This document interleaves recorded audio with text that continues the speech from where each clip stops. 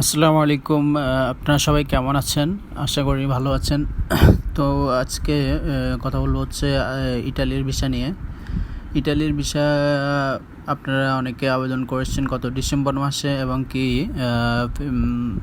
2024 সালের মার্চ মাসে।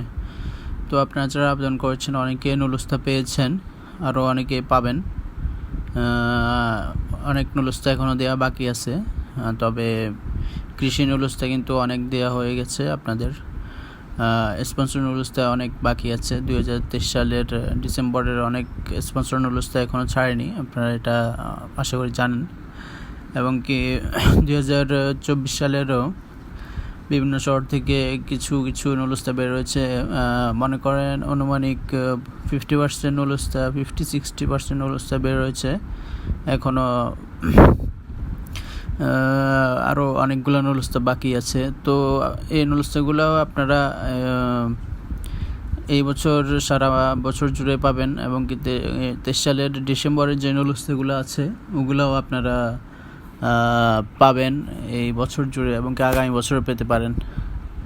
তো আপনারা যারা ইটালির জন্য আবেদন করেছেন তারা ধৈর্য ধরতে হবে এই নুলুস্তাগুলো পাওয়ার জন্য, কারণ ইটালি সরকার এভাবে এই নুলুস্তাগুলো দিচ্ছে, দীর্ঘ সময় নিয়ে দিচ্ছে এই নুলুস্তাগুলো।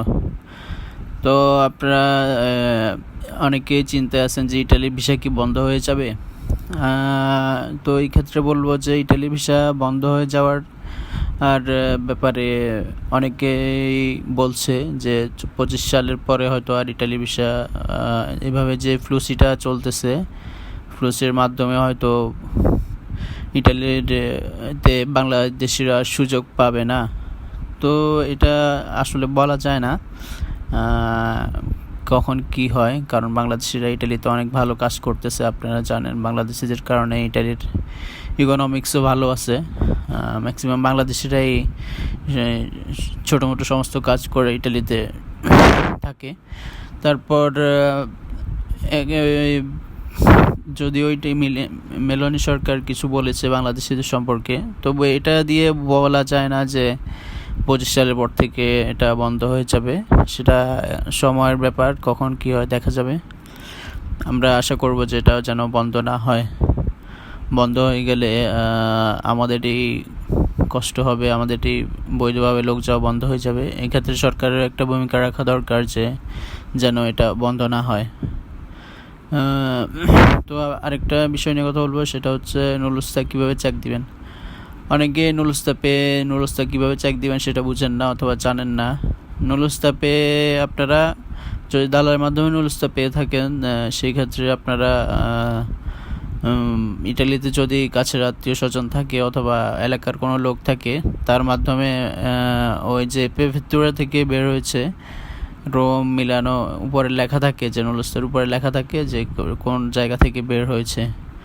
ওই জায়গার প্রেফেক্তুরা মানে সরকারি অফিস যেটা আছে, ওখানে যদি কোনো লোকের মাধ্যমে খোঁজ খবর পাঠানো হয় যে নুলুস্তাটা কি সঠিক নাকি ভুল, তখন ওনারাই বলে দিবে যে না, নুলুস্তাটা সঠিক। তো এভাবে চেক করা যায়, এছাড়া আর কোনো মাধ্যম নেই যে বাংলাদেশ থেকে চেক করানো যাবে অথবা অন্য কোথাও থেকে চেক করানো যাবে। নিজে নিজে চেক করতে পারবেন, এটাই একটা মাধ্যম আছে চেক করানোর। এছাড়া আপনারা আর চেক না করে নুলুস্তা বিএফএস জমা দিবেন না, তাহলে আপনাদেরই অনেক সময় লস হবে। তো আপনাদের আরেকটা বিষয় নিয়ে কথা বলার ছিল, সেটা হচ্ছে আপনারা অনেকেই জানেন যে, তো আপনারা অনেকেই বলতেছেন যে এখন কোন কি নুলুস্তা বের হচ্ছে। জি, অনেক জায়গা থেকে নুলুস্তা বের হচ্ছে। নুলুস্তা বের হওয়া আশা করি কন্টিনিউ থাকবে বাংলাদেশে। তবে এবার নুলুস্তাগুলো পেতে কিন্তু খুবই কষ্ট হবে, কারণ ইটালি সরকার অনেক চেক দিচ্ছে বাংলাদেশিদের নুলুস্তা দেওয়ার ক্ষেত্রে। এবং কি আপনারা অনেকেই জানেন বিএফএস থেকে প্রচুর পরিমাণে ফাইল রিজেক্ট হচ্ছে। তো এইসব চিন্তা করেই আসলে আমাদের সামনে আগানো উচিত। নুলুস্তার জন্য আপনারা ওয়েট করতে পারেন যে নুলুস্তা বের হবে, এবং কি বিভিন্ন শহর থেকে নুলুস্তা বের হচ্ছে, সবগুলো তো আর সবাই জানে না। তো আপনারা ভালো থাকবেন, দোয়া করবেন আমার জন্য। আসসালামু আলাইকুম।